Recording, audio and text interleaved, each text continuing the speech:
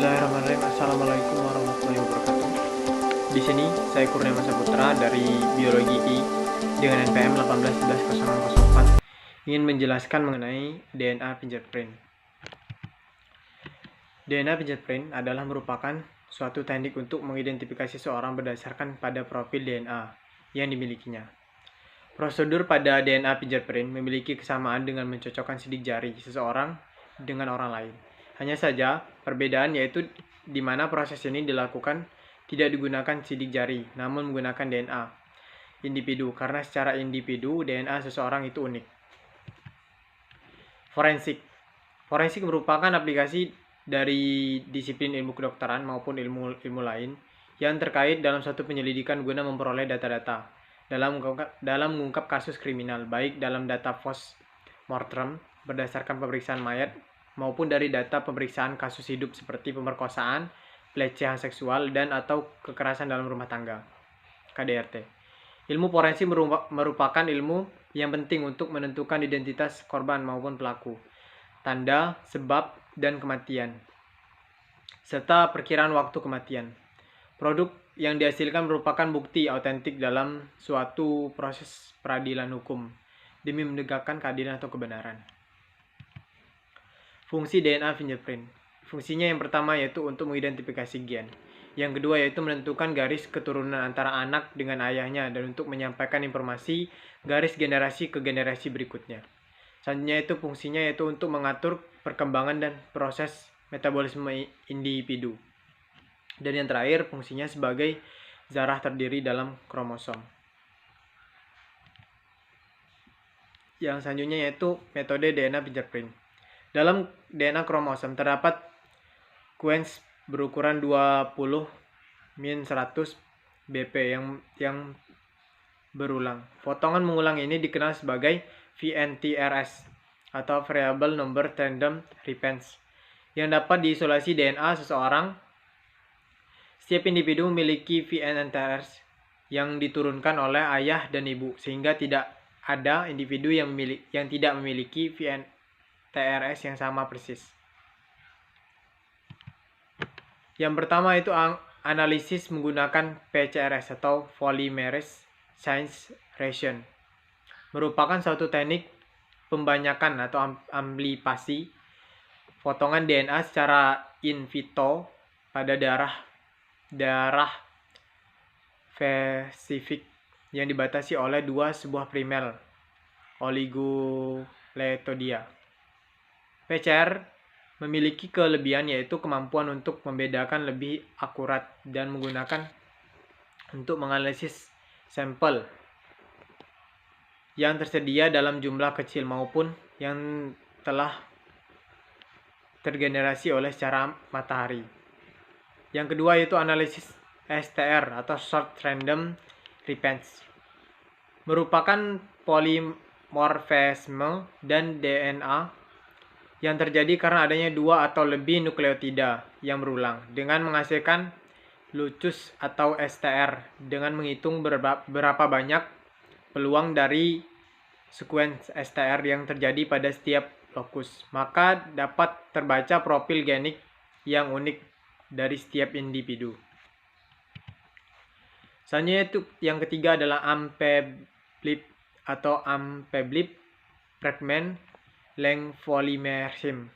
Teknik ini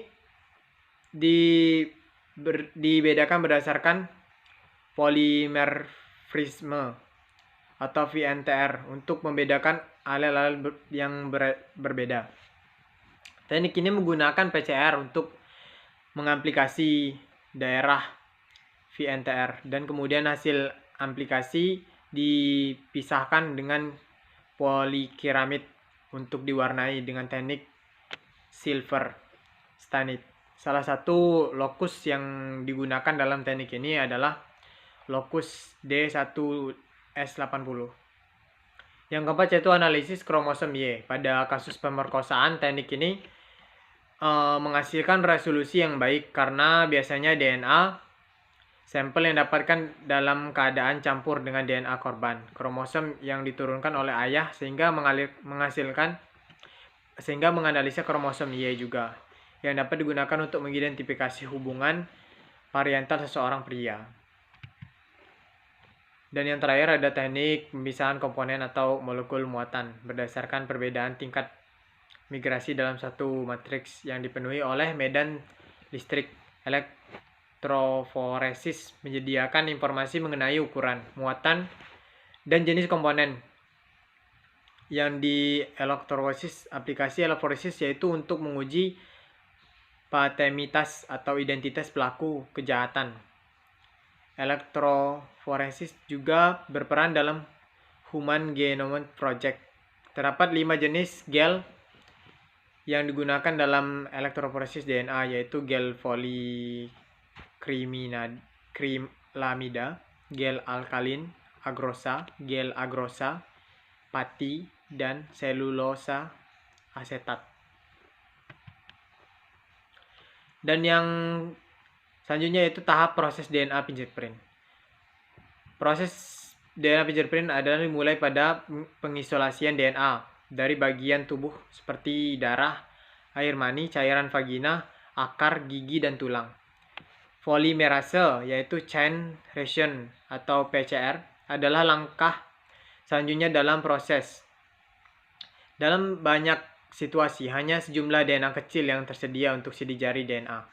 Dan DNA sel yang mengalami replikasi DNA untuk membuat lebih banyak DNA yang akan diuji.